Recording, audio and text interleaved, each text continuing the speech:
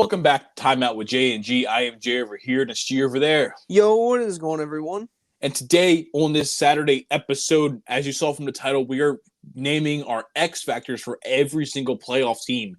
Now, like we did on Wednesday with the draft, we are including the Rockets and the Warriors because it's such a close race right now. We don't really know which one's going to get into the play-in tournament, as the Rockets are on an 11-game winning streak because they just won another one last night.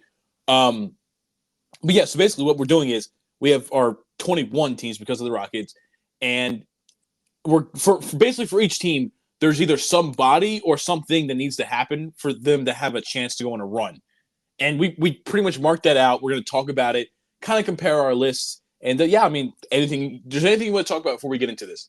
NC State is the closest thing to a Cinderella run we're getting this year, and I am here for it. They're an 11 seed, right?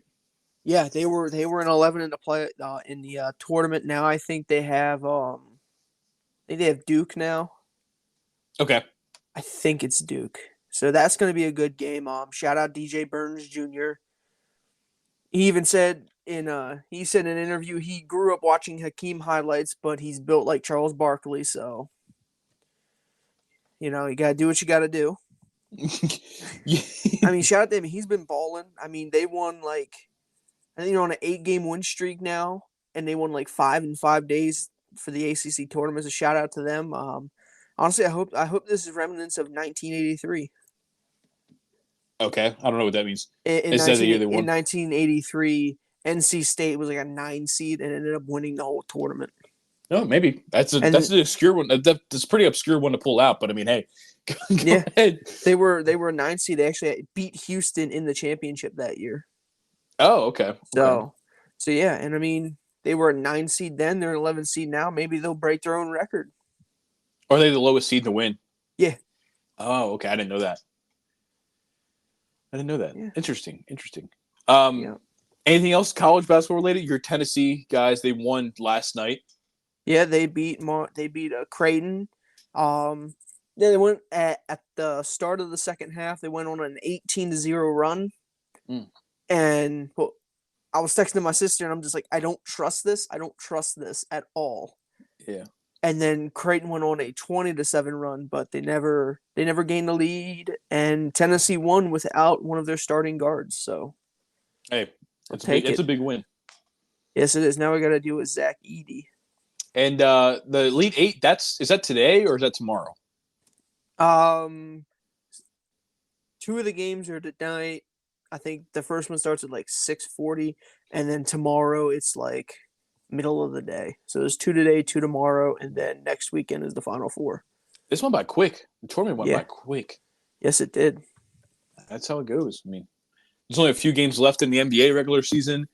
The draft for the NFL. The NFL draft's coming up soon. MLB have their opening day. Things are really moving. Yeah, it is. I mean, I'm here for it too. Yeah.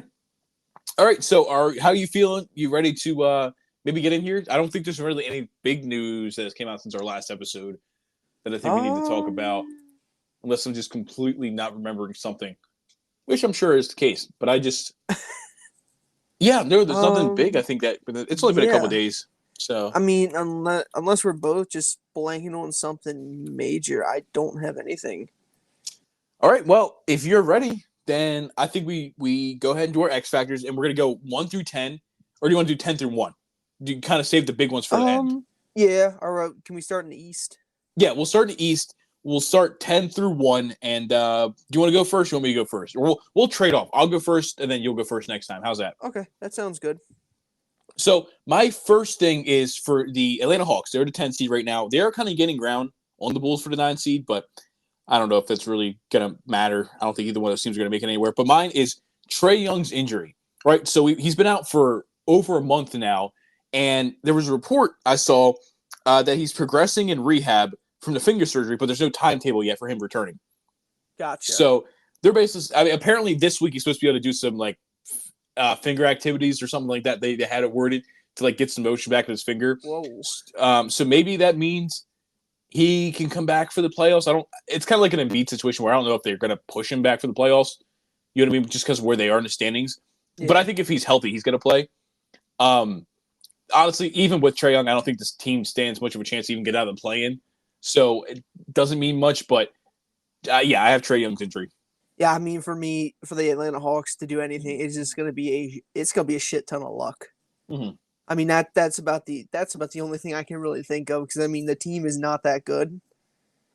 I mean, maybe get into the playoffs, maybe, but then you're probably just gonna get swept or a gentleman's sweep by Boston or the Bucks. Yeah. It's just an insane amount of luck that's gonna need to happen for them to be able to even make it into the playoffs. Yeah, no, it's yeah, again, these couple of bottom teams aren't going to matter, but go ahead for the Bulls. Who do you got for the Bulls? Again, it's luck. I mean, you can maybe throw out, maybe Zach LaVine. He's injured, so Yeah, he's not playing. You could throw out like DeMar DeRozan or Vooch, but I just don't like. It's basically just like the Hawks.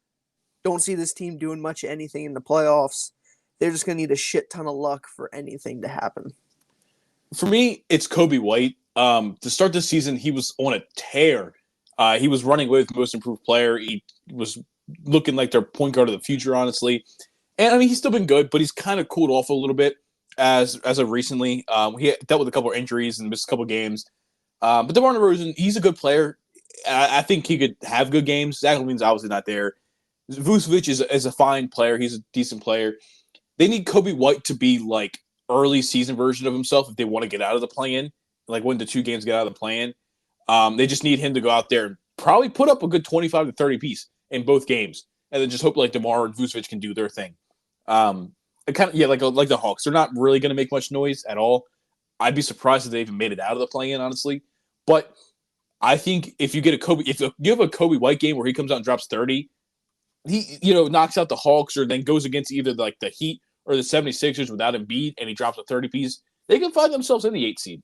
Yeah, it's just gonna be it's just gonna be a big how do I want to word this? It's gonna be interesting, but they also need luck. Well, yeah. Yeah, it's just and plus we don't know what's going on with Embiid because they said that he might be back for the play-in. Mm-hmm. So you never know, but yeah, Coby White, he can ball. He got that dog in him. He probably has fell out of the most improved. He's probably going to end up being second or third in voting because he kind of, like I said, it's kind of cooled off, but still a remarkable year for him. Oh, yeah, 100%. For the 76ers it's Joel Embiid. Like I said, there's reports that he could come back for the playoff time, and it seems more and more likely that he will play in the playoffs, like if cleared. So we know the team has not been very good. They fell from like third in the standings down to 7 or 8, 7 and 8, since Embiid's been out. And I mean, he was MVP last year, was basically running away with MVP this year before he got hurt. One of the best players in the league, and he just draws so much attention from Tyrese Maxey, from not Buddy Hield on Team Tobias. Like this 76ers team is full of really, really good role players, but they don't have that superstar now because Embiid's out. That they're not getting the pressure taken off of them. And I mean, Tyrese Maxey has been great this year in his absence, but getting an MVP candidate will open up things for Tyrese Maxey, kind of like we talked about in the last episode with like drafting the teams. So it's just going to be, if Embiid plays, this could be a team that goes on a run, kind of like we saw from the Heat last year. Obviously, we know Embiid's not been a fantastic playoff performer, but again, like we said with a couple other things, like it always worked. That's the case until it isn't. Like this could be the year coming back from injury. He's been resting for months now. He could be just ready to go for this playoff run. Yeah, I mean, I have Joel Embiid too. Mm-hmm. Like I said, the reports are that he's probably going to be back for the play-in, and I mean, and if he's at least playing set like 75% of what he was during the regular season, this Sixers team is probably going to get the 7 seed. Let's be honest here. Yeah. And then Maxey, he's been balling out ever since the injury. I don't see any signs of him slowing down or stopping at all. No, I think it'll actually get better because he'll have less like attention on him on defense. Yeah, and I mean, and I feel like this is what, like, in theory, I feel like the Jimmy Butler team on the Sixers was the best, but this is probably his second best shot to potentially make a run for the championship. I think you're right. I think Tyrese Maxey I think this Joel Embiid, Tyrese Maxey is very like not as good. I want for not as good, but they're on a very similar like pathway of like the Nikola Jokic, Jamal Murray, Yeah, where I it's could like see it. your center's your engine of your team, and can kind of obviously Jokic is a better passer than Embiid, but like their hub of offense is their center, and you have that point guard that is a score first point guard that is just he's out there to really help the offense, but can play make. Not taking anything away. Tyrese Maxey can play make too, but like I think they're in that similar mold. Oh yeah, I can see that. I can definitely see that. So then moving on to the Heat, I have Jimmy the Butler. Okay. He's gotta play like basically the second coming of Jordan. Like he's gotta play like Jordan's son. Mm-hmm. He's just gotta ball out for this Miami team to have any chance. Like we gotta see playoff Jimmy. And I don't think a lot of people are gonna disagree with me on that. Especially with how this team is, and people are gonna be like, oh well, they made that run last year. Yeah, but that last year's team was better than this year's team. Yes, I agree. Yeah. So I mean, like Jimmy Butler's got to come out, and he's basically got to be like, damn, why wasn't Jimmy playing like this all year? He would win MVP then. You know what I mean? Oh, 100%. Yeah, I agree. Like, I think they need Jimmy Butler to be like that, but I think we've seen in past that it's what he's got to do. It's what he does every season. So I think it's what you're going to get. Mine is actually Terry Rozier. They traded for him for some offense, and he's really not delivered that. He's not been great since he got to Miami. Obviously, last year, Tyler Hero was out for the whole playoff run. He's injured again. The team cannot score the ball. They very much struggle to score the ball, and that's what they're looking at Terry Rozier to bring. Put up the shots, get buckets, and like you said, we know what Jimmy Butler's going to be in the postseason, so we're kind of expecting that. Bam's a good player. They have a decent team. They can, but they need somebody that's not afraid to go out there and take the shots, and that's usually Tyler Hero. But now you need Terry Rozier to be that, and that's what he was in Charlotte. Like he's not afraid to put up shots. You know what I mean? Like he doesn't shy away from the moment, but it just really hasn't been working out in Miami so far. But if they can get a version of Terry Rozier that's not afraid to take the big shot, they could win some games. No, I'm telling you this right now.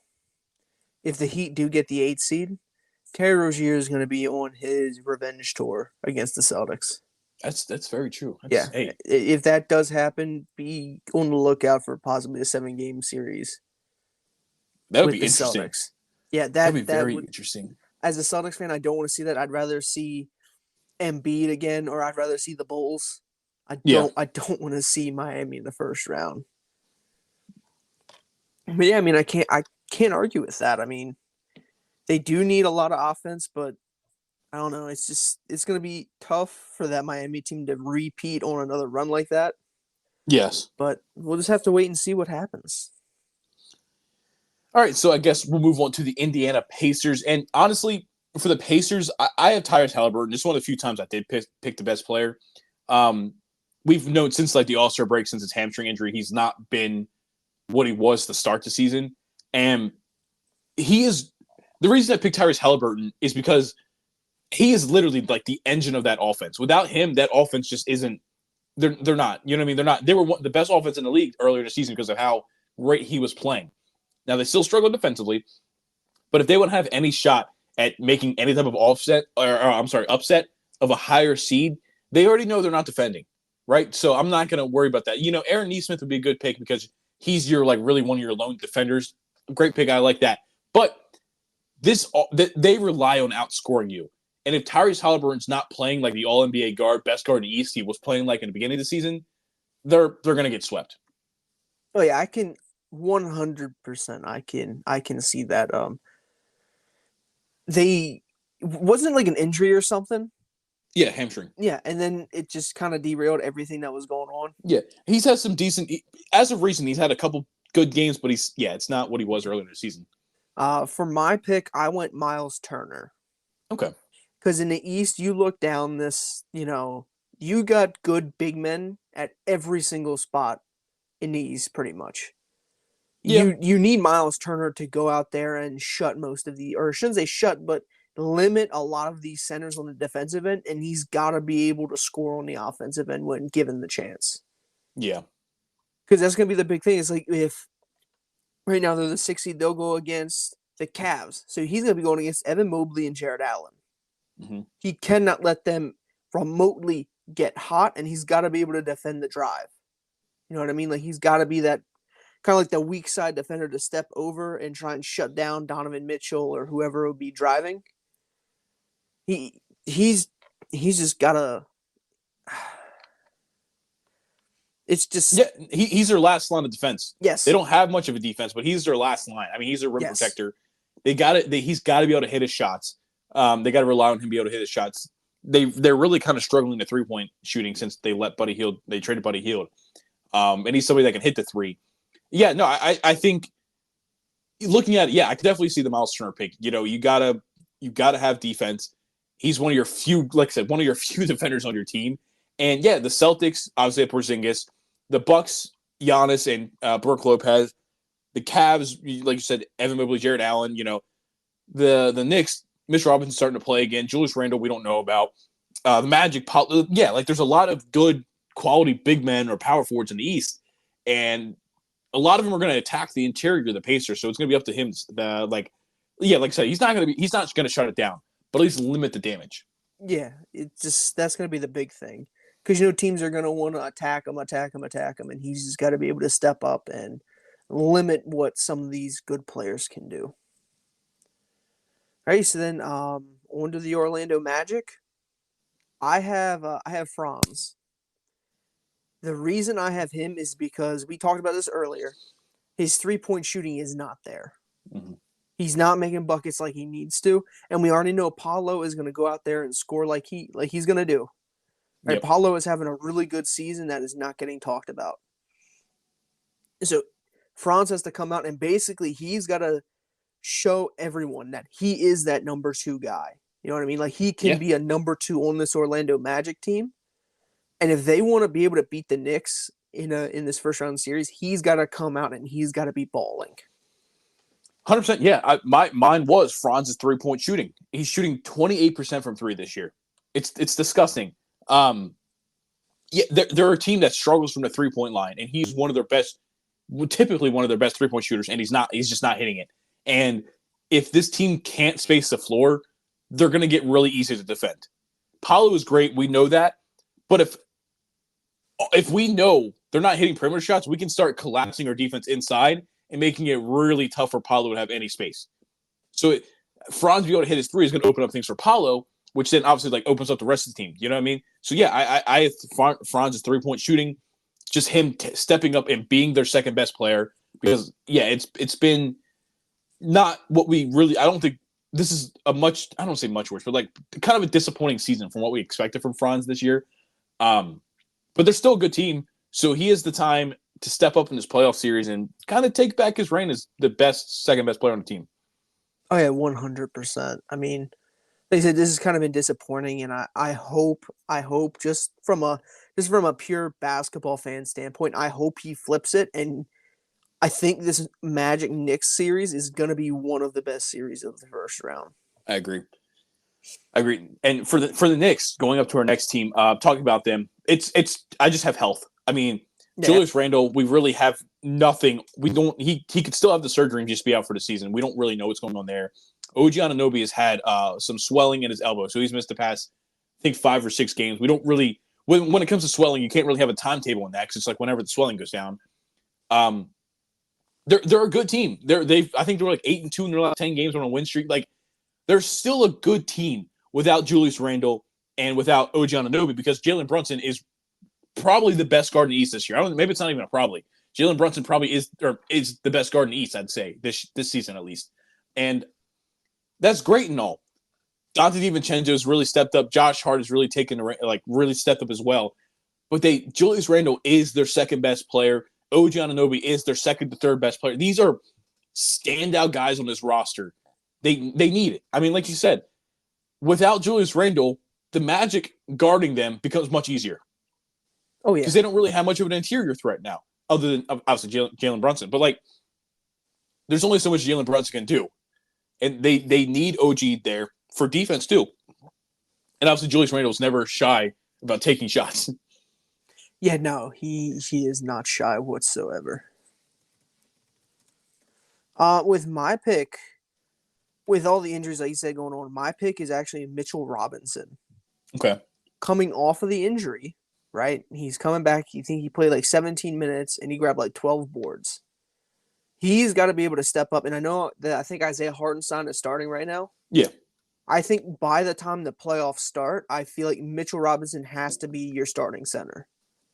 Okay. And he's going to have to step up and try and shut down or limit like Wendell Carter Jr., Paulo.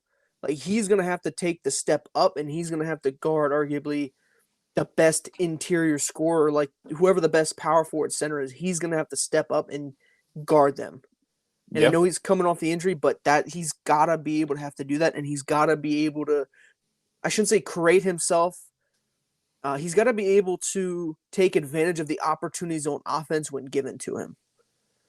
Because like you said, well, we seen the other day, and it was actually yesterday, Jalen Brunson dropped like 61. Yeah, 61 or 62, yeah. Yeah.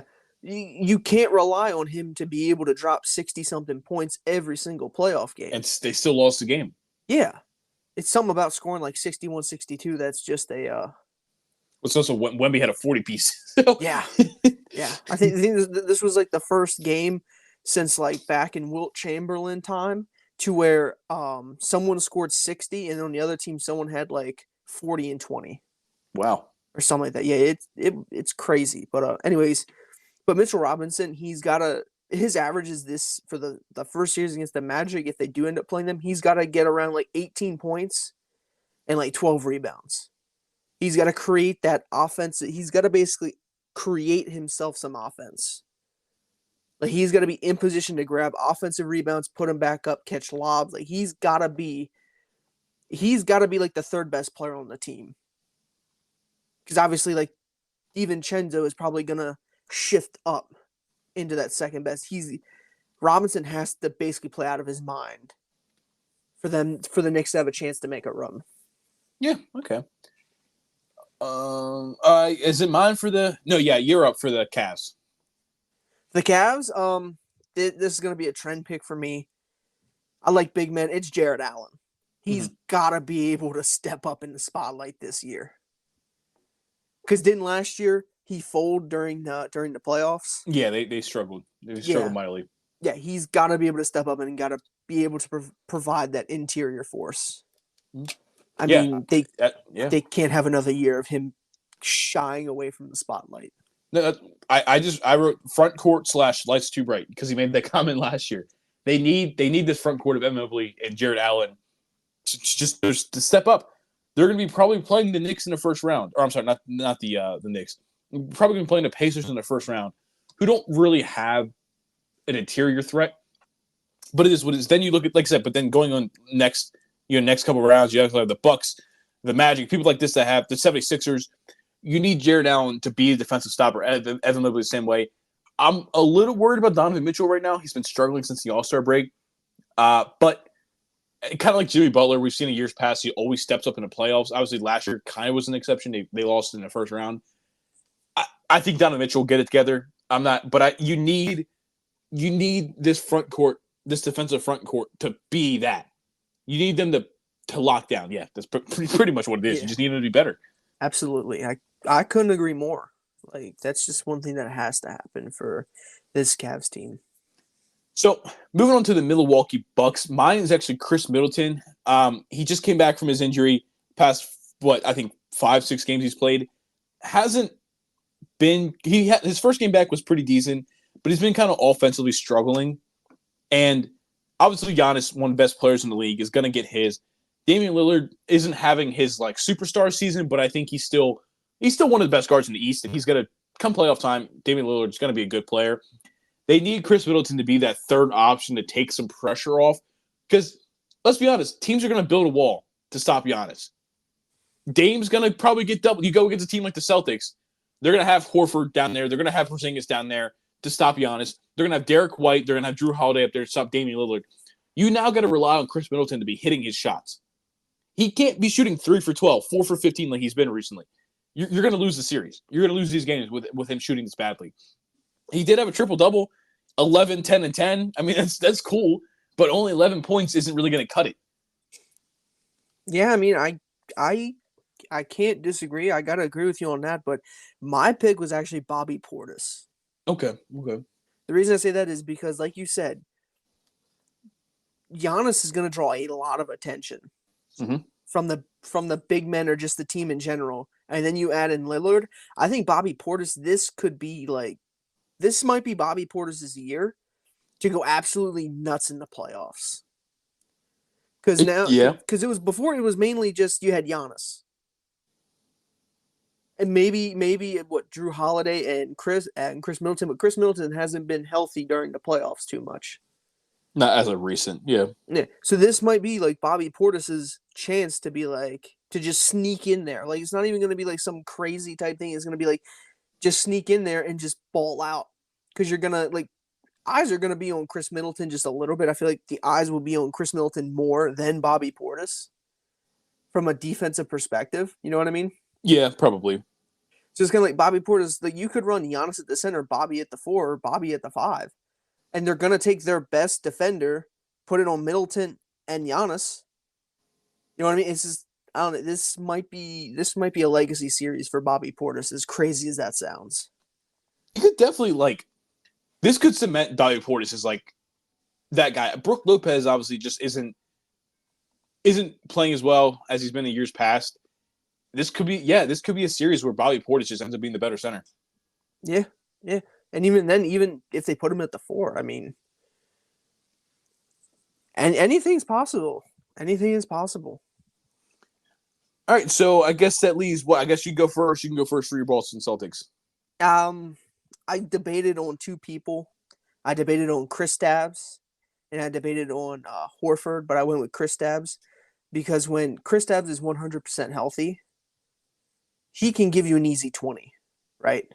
Yeah. And having a 7'3" center when most, teams are doubting out, like 6'10s, 6'9s, not real tall centers, that gives you that offensive mismatch that you need. And Kristaps has to play great defensively. You know what I mean? Like, we all know Horford. He's probably, like, when they play the 76ers or when they play the Bucks, Horford is probably going to get the primary matchup on, not Jokic, on Embiid if they do play the 76ers, and he's going to get it on Giannis if they play the Bucks. But he's got to be able to take, like, backside help, and he's basically got to be like the middle linebacker of the defense. You know what I mean? He's got to be able to adjust the people how they need to be adjusted on the outside, and he's got to be able to crash in and help if Embiid goes to drive or if Giannis goes to drive.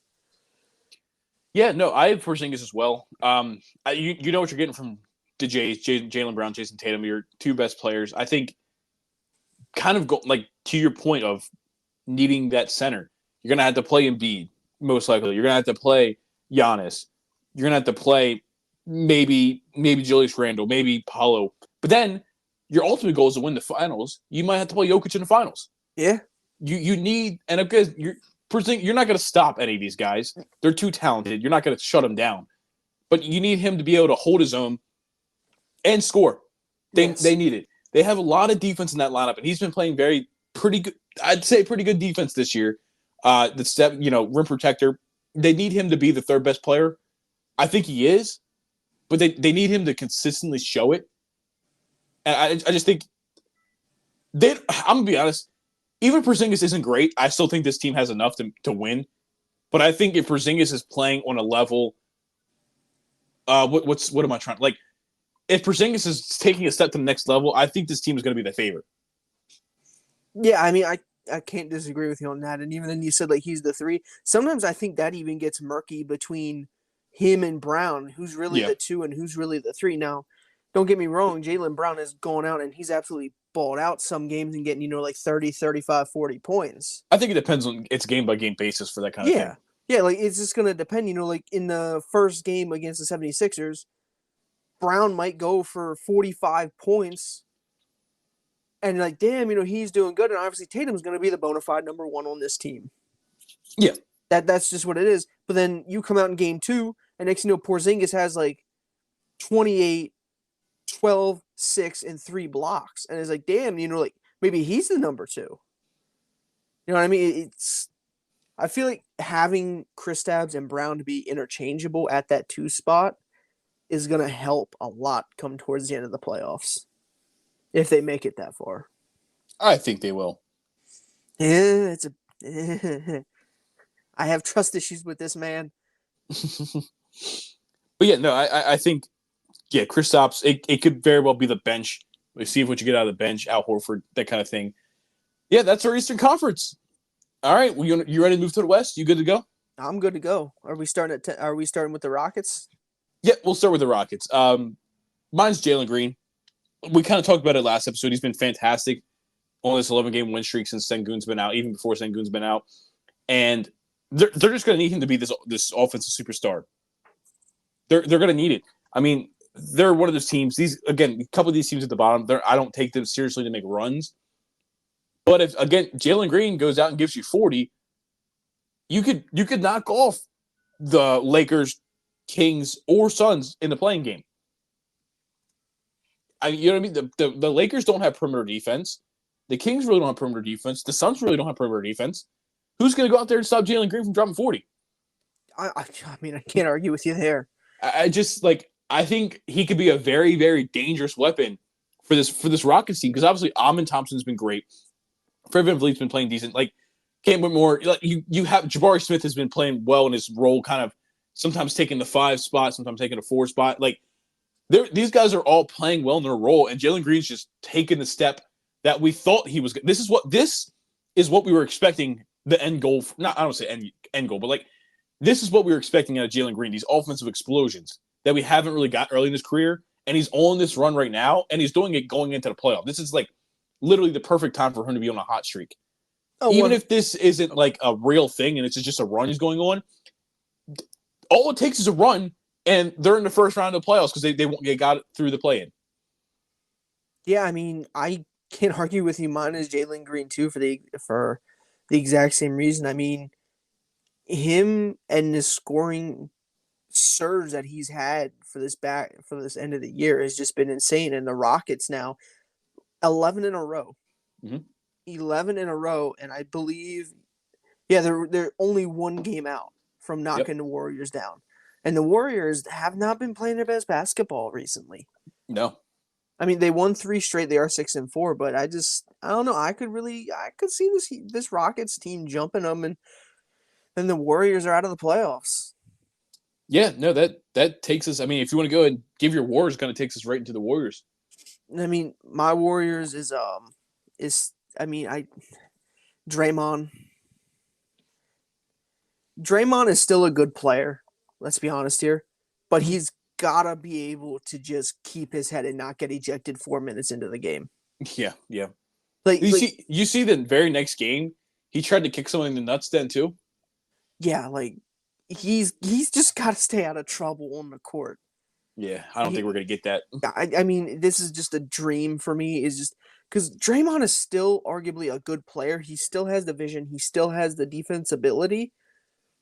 Again, like we talked about for like most of his career, the only thing that's lacking on Draymond, arguably to this point, in my opinion, is just his offense. Yeah, because I mean, he still can't hit the broadside of a barn from the 3-point line.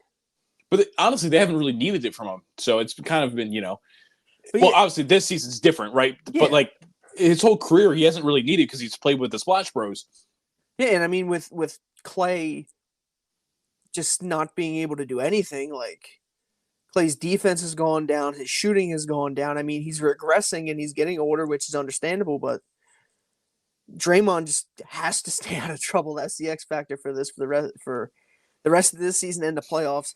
He's just got to be able to defend and stay out of trouble for the rest of the year. Mine was Curry needs help, kind of along the lines of like they're not a good team. They're not a good team. Curry's doing what he can to win games for him, but yeah, Draymond getting ejected. Klay Thompson's had a regression year. Andrew Wiggins is just he really regressed. He's got some stuff going on. They're not a good team, and they need somebody to step up and be the 2 option. Yeah, I don't know who you're even looking at this point in time as a 2 option. Again, we talked about Kuminga. Maybe that is because when they won the championship in 2022, Andrew Wiggins was like their second best player. So they're going to need a guy like that, a Wiggins, but I don't know if Wiggins is going to do it this year. But a guy like Kuminga, that kind of mid-tier role player, that's going to end up just having a killer postseason. He comes in, averages 20-plus points per game, and it's like you just kind of have to take him seriously to a degree, like because Curry's still one of the best in the league, and you get a player like that, like Kuminga, come in there and play well. I don't really have him as contender at all. I don't think they're going to get there. I don't think they're going to have a run like they did in 2022. But I think their only hope is a guy like Kuminga to just show off in the playoffs. Yeah, I can't argue with you there. I mean, they still have their number one in Curry. I feel like Curry's going to be around for like a good 4 or 5 more years at least. They just need that number two, and I just don't think anyone will step up. You know what I mean? I don't know. It's just a tough pill to swallow because of how great Golden State has been for the past I don't know how many years. It's been a decade now. Yeah, it's been a decade. Yeah. For my Los Angeles Lakers, I did D'Angelo Russell. You know LeBron. You know what you're getting from LeBron and AD most of the time, and D'Lo has been. I don't want to use the word surprise of the season because everyone knew D'Lo was good, but he really had a much better season than I think anybody really expected. He's now the leader in threes in a season for the Lakers. And it's just like if they want to go deep into playoffs, they need that third star. Last year, going to the conference finals, it was Austin Reeves kind of had a breakout. I usually lose, but like kind of stepped up in the playoffs. Rui Hachimura stepped up in the playoffs. They're going to need guys like that again. They're going to need Austin Reeves to be better. They're going to need Rudy to be better. They're going to need Christian Wood to be better. But D'Lo is like the leading role player on this team right now. You've seen it before, like that. I don't know if you saw that viral clip where D'Lo was having a great game and he was kind of on the 3-point line and he threw it to LeBron and LeBron just gave him a look and passed it back and then D'Lo took the shot over to the defender and made it. It's like LeBron is fully trusting in his role players this year. He needs to. The dude's almost 40. And, of course, Anthony Davis is a great player, but they need a guard to step up. 100%. I am totally on board with this. Like, you can't expect LeBron at this age to be able to just carry everyone into the playoffs like he's done when he was in his 20s and early 30s. Yeah. It's just not going to happen. You know what I mean? So they need, like, D'Lo, Reeves. Mine is just kind of like the role/bench have to step up. Yeah. And be able to hold their own. Because, like we said, LeBron he's old. He's damn near 40. Yeah, damn near 40. And in basketball terms, he's old as fuck, let's be honest. They just need that bench and they need the role players to step up. And D'Lo, like you said, is got to be one of them. He's got to come out and he's got to basically come out swinging. Yeah, for sure. It's going to be D'Lo having a great playoff run is going to be the only thing that's going to get us deep. Yeah, that's pretty much what it is. What do you have for the Sacramento Kings? For the Sacramento Kings, obviously we know that Domantas Sabonis and De'Aaron Fox, they're going to get theirs, right? Mm-hmm. They arguably need that third guy to step up and take that scoring because we all know Domantas Sabonis doesn't score that much. He mainly passes, grabs rebounds, and he kind of does what he needs to do to get the win. Yeah. They need Keegan. Keegan Murray, in my opinion, is the X factor. He's got to come out and be that third or arguably second guy, especially with Malik Monk. I believe he's injured now. Yep, he had sprained MCL from last night. Yeah, so we don't know what's going to happen with that. If he's going to be out, maybe a week or who knows how long he's going to be out for that. Depending on the grade, it can be a week to 10 weeks, depending on the grade of the sprain. Yeah, so if we're looking at 10 weeks, that's 2 months from now. That's way too long. Yeah, the Kings will be out of the postseason by then. Yeah, so if they want a shot to make it into the playoffs, because I believe they're in the play-in right now. Yep. Keegan Murray's going to have to step up, and he's going to have to start balling out. And when I mean balling out, he's going to have to hit shots and big shots because we already know De'Aaron Fox is going to get his, Sabonis is going to get his, but Murray or the bench are going to just have to step up and just score more, especially with, like I said, Malik Monk going down. Yeah, I actually have Keegan Murray as well. Kind of similar reasons. Like they need him to be the third star. He's been better. Like he improved this year from a rookie, but he didn't. I think I maybe just expected a little bit bigger of a jump, and maybe part of that's opportunity because Sabonis has been great. But they're gonna need to take pressure off of Sabonis and De'Aaron Fox, especially with now Malik Monk potentially missing the playoffs. They don't really have too many offensive weapons. Keegan Murray could be that for them. We talk about it every year. You always need the role player that's going to step up and take you far. And Keegan Murray, he's averaging 15 points a season. If even he could bump that up to 18, 19 for the playoffs, he could legitimately be your third best player, like without a doubt. Oh yeah, 100%. 100%. All right. Well, for the Suns, I think mine is basically who's helping the big three. You have Devin Booker, Bradley Beal, Kevin Durant. I think Grayson Allen's been good this year, so yeah, whatever. It's like can Grayson Allen keep playing this well? You're gonna need him to keep playing this well, but then it's like they don't really have much. They just don't have much. We talked about this last episode. It's like I don't trust anybody out of the big three, and even within the big three with Bradley Beal, I don't know how trusting we should be with him right now. Yeah, I mean, I can't argue with that. Mine was the big three. Okay. Because I mean, like, that's literally your scoring right there. Yeah. And for them to make a run, they're gonna have to score and score a lot. I mean, yeah, you got Nurkic at the 5. He's gonna grab rebounds. Grayson Allen.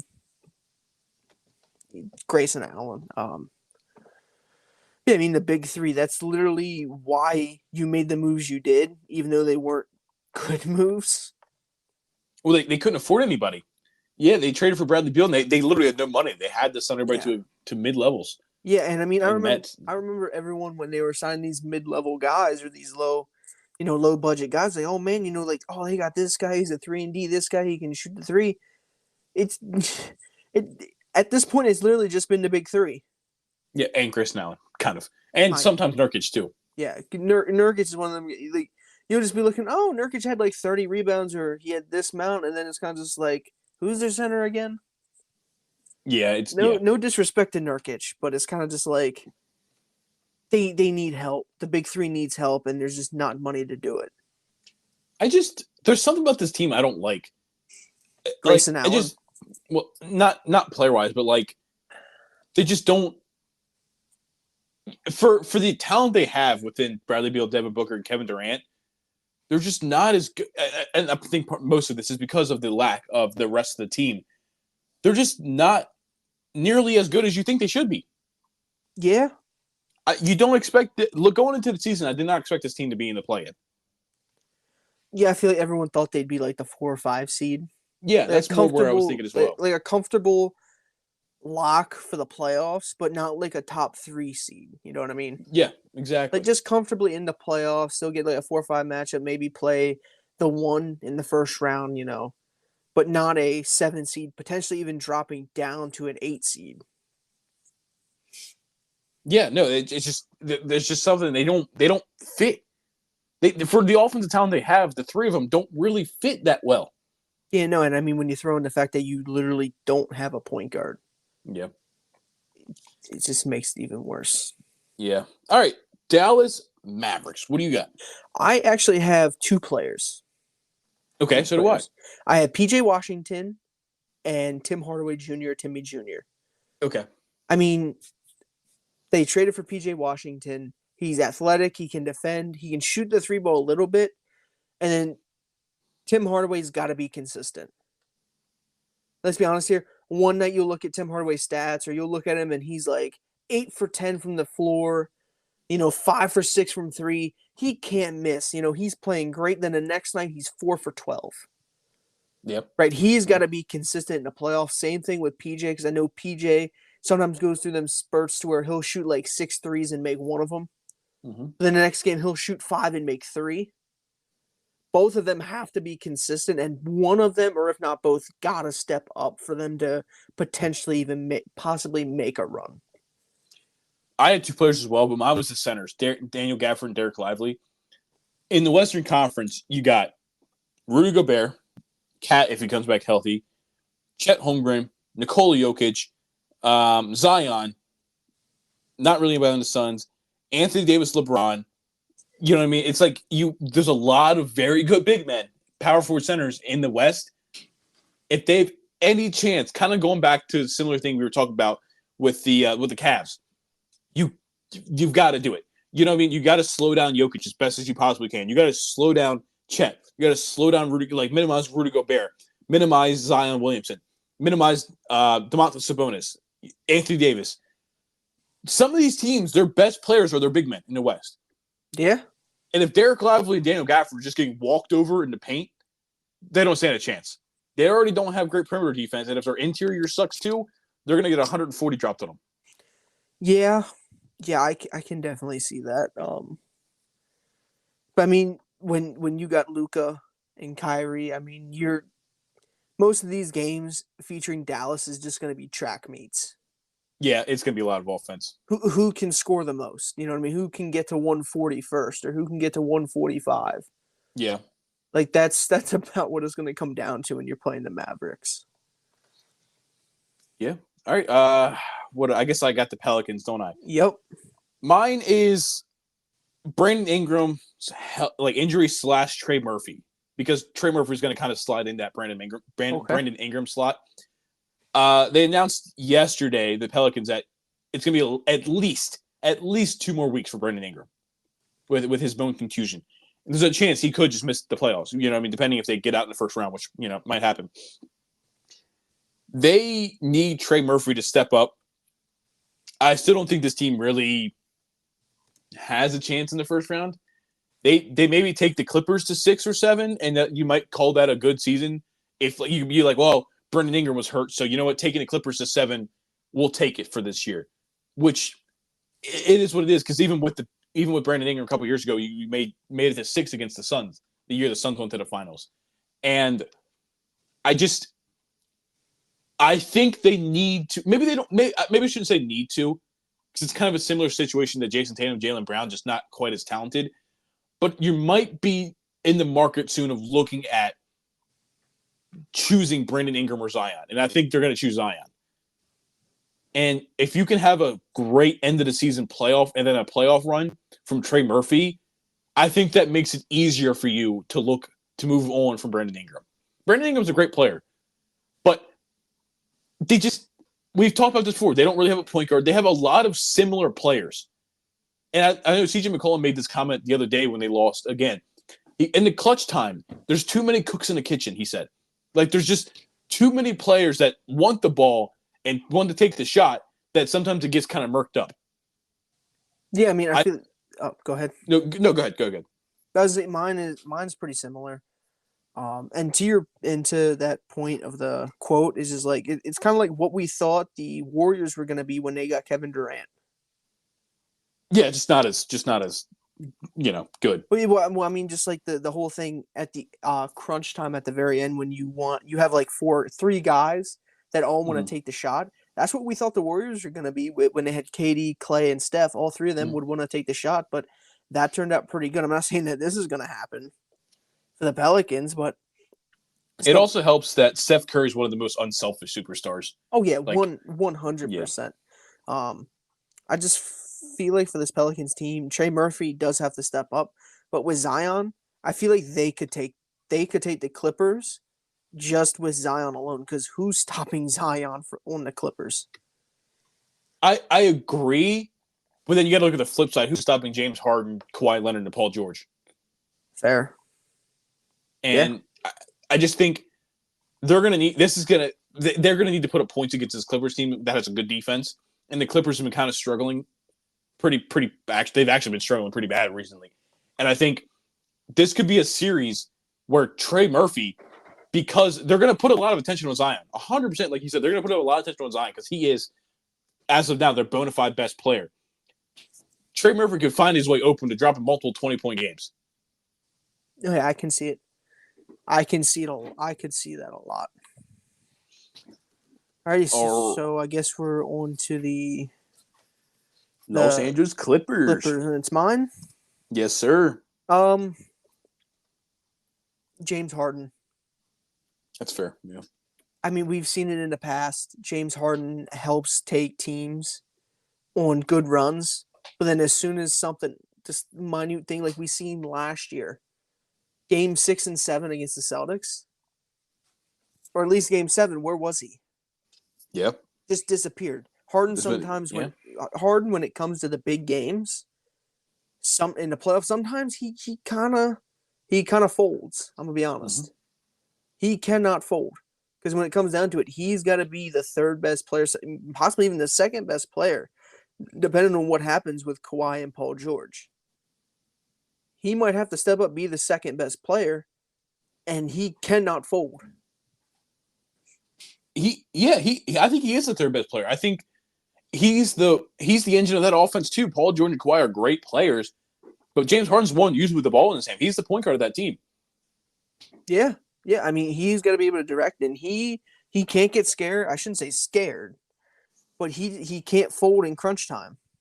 Because if he folds, I mean, yeah, you have Paul George and Kawhi, but if he folds, there kind of goes your number 3 option. Then who are you looking to then? Norman Powell, maybe, I guess. Mine was just health for the big three. James Harden, for the most part of his career, has been an Iron Man, pretty healthy. But again, yeah, we know his playoff struggles. Kawhi and Paul George are the ones that are kind of question marks. Now, they've been pretty healthy this season. So hopefully that continues into the playoffs. But I don't know if you remember, I think it was last year or the year before, where in the first round, Paul George wasn't playing, and Kawhi went crazy the first 2 games of the first round. And then all of a sudden, they came out and said, Kawhi's missing the rest of the playoffs. Like, he's done. He's injured. And it just came out of nowhere. And all of a sudden, there went the Clippers. They lost the games. It's like these guys have a tendency of just not being there in the games, not playing. There's a reason when people made jokes about the 65-game rule this season for, the awards, they're like, oh, well, there goes the Clippers because it's like their big three never play. Or I'm sorry, Kawhi and Paul George the past couple years have just not played a lot of games. Yeah. And I think they have the talent. It's just staying on the court. If you take a healthy James Harden, Paul George, and Kawhi Leonard into the playoffs, I think they can make the finals. Kawhi Leonard is a certified playoff riser. He's done it multiple times.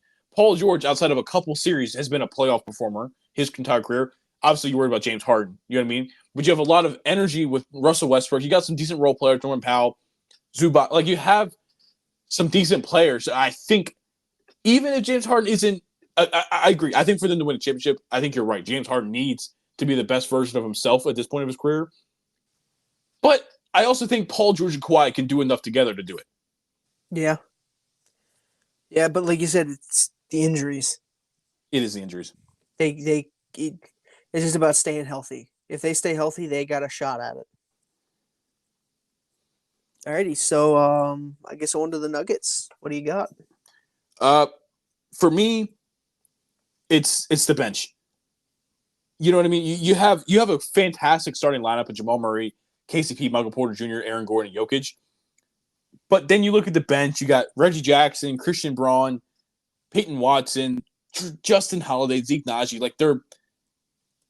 It's just not great. DeAndre Jordan's still there on the team, believe it or not. Damn. They don't have the guy last year like a Bruce Brown. You know what I mean? They don't have their bench just scares me because I think their starting 5 can beat anybody in the league, but I'm just worried when they come off the court.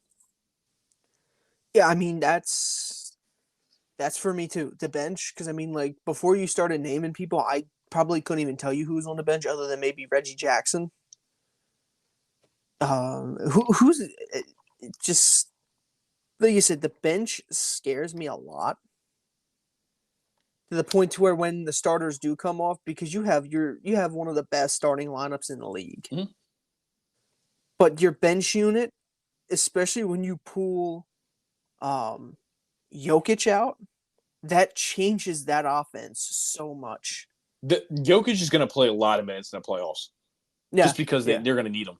Yeah. I'm saying when the few times that he is going to come off the court, that might just screw up the offense. Yeah. You know what I mean? And then even then, if you take Jamal Murray out, you can still function the offense, but it's going to change.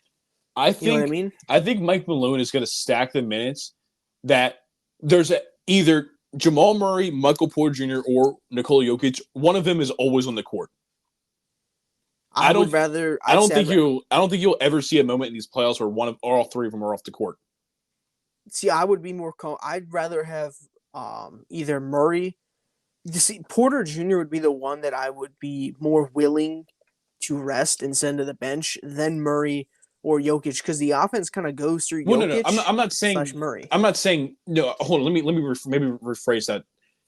Like they're gonna obviously play together for sure, but I think you're gonna see games where Michael Porter might get pulled 6 minutes into the game, so that when Murray and Jokic come off the court, he can get back in. There's gonna be games where Murray is gonna get pulled off maybe a little bit early to bring in Reggie Jack. Like I think any combination of the three of them, at least one of them at all times is going to be on the court because they like I said, they really can't. They really cannot afford. If it would be a huge coaching error if they all three came off the court at any time. Because your offense is like completely dead at that point in time. Yeah, I get that, but for me it's just like if you do make it to where like Michael Porter Jr. comes out, X amount of minutes into the game, and then you put him and then pull Murray and Jokic out, from my perspective, I just don't like that. You know what I mean? Because Michael Porter Jr. is a really good player, but he's not on the level of Murray and Jokic. So I feel like if Murray or Jokic has to be on the court, you cannot pull both of them out together. I don't think what I mean. Yeah, no, I get what you're saying. I think there might be a few instances, but I think for the most part they will be on the court together.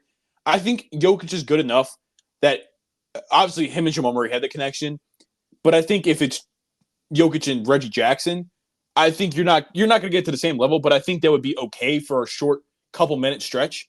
Oh yeah, you know what I mean. Like I think I agree with the sentiment that I think they're going to be on the court a lot of times, like together those two. But I also wouldn't be opposed to be like Reggie Jackson, Reggie Jackson, Christian Braun, Michael Porter Jr., Peyton Watson, Jokic. Like you get two bench players in there. Send your couple of people. You know what I mean? Like, I wouldn't be opposed to that either because I think Jokic could set up Michael Porter Jr. really, really well. Reggie Jackson, you know what I mean? Like, I agree that I think Jamal Murray and him have the better connection, but I think they could do it. I think they could. I think in a couple minute burst, I should say, they could do it. Yeah, I'm just saying because you said pull Jokic and Murray out and then have Michael Porter Jr. in there. Because then you're looking at Reggie Jackson, Christian Braun, Michael Porter Jr.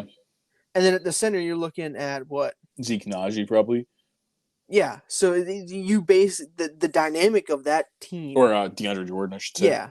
Just changed just like that. Just by shouldn't say just like that. It's obvious because you pulled your two-star players. I'm like, one of them has to be on the court to be able to set up the offense. I don't know. I think Michael Porter Jr. could have a 5-minute stretch where he just kind of goes nuts. He doesn't pass.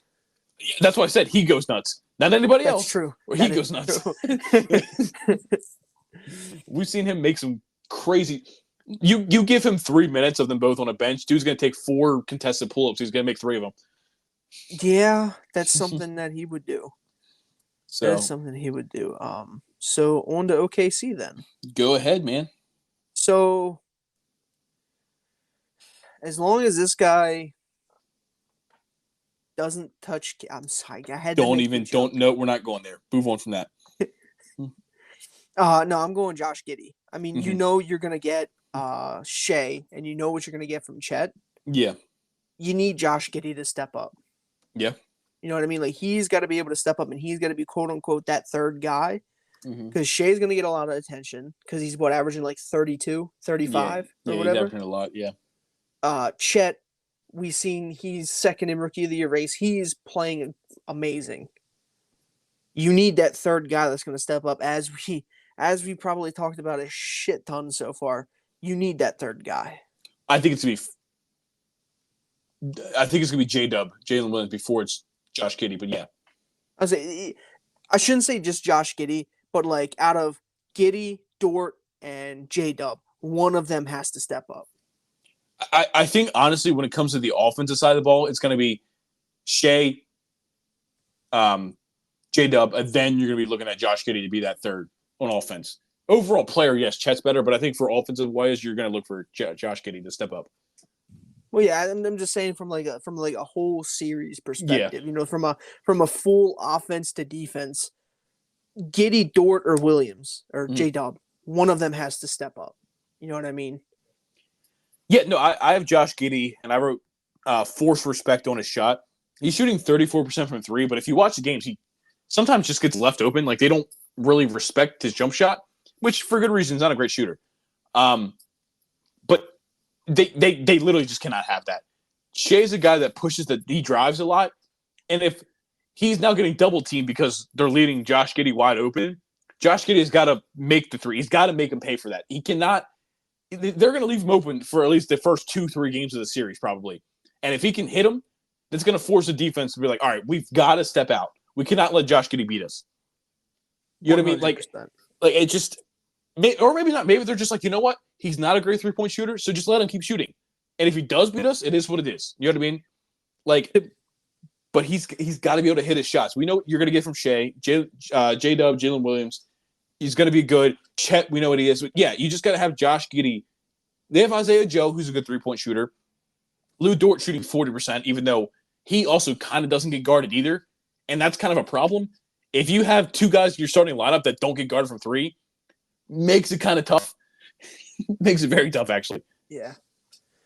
So basically, what you're saying is like we seen 2 years ago. I think it was 2 years ago when the Bucks played the Celtics in that game. I think it was 7.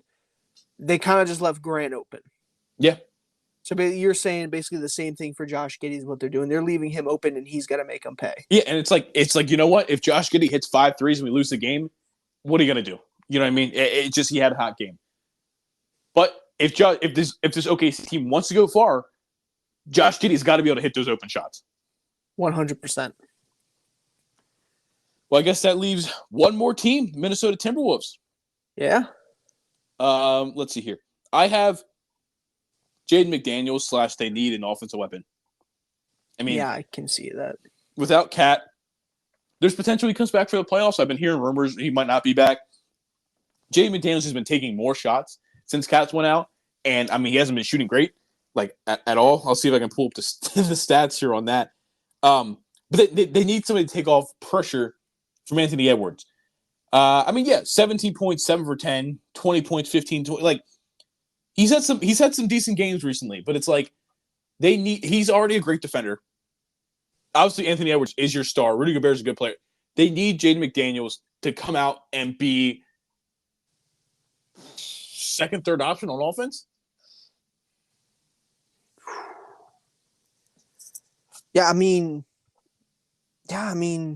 second or third would, even though it sounds a little crazy, I mean, that's pretty much what he's got to be able to do. Jaden McDaniels has got to have a Caleb Martin run from last year.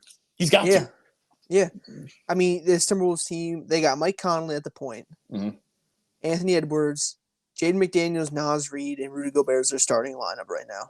Naz Reid's another good one. He definitely needs to have the offensive punch too. And speaking of that, I actually got Naz Reid as my X factor. Okay. Because Naz Reid can defend, can shoot. I think, didn't Naz Reid have an insane game this year where he went for like 30? I think he did, yeah. See if I remember. See if I can find that. Yeah, so I mean, it's like Naz Reid has the ability to be able to do that. Mm-hmm. It's just a matter of him getting the chance to do it, which I think he'll get the shot to be able to do it because a lot of people are going to be paying attention to Anthony Edwards. You know, 100%. Rudy Gobert is going to be kept an eye on because of the lobs and everything like that. And then it's just going to be the, like, quote unquote, the second or third guy to step up for the scoring. And I feel like Naz Reid could do that.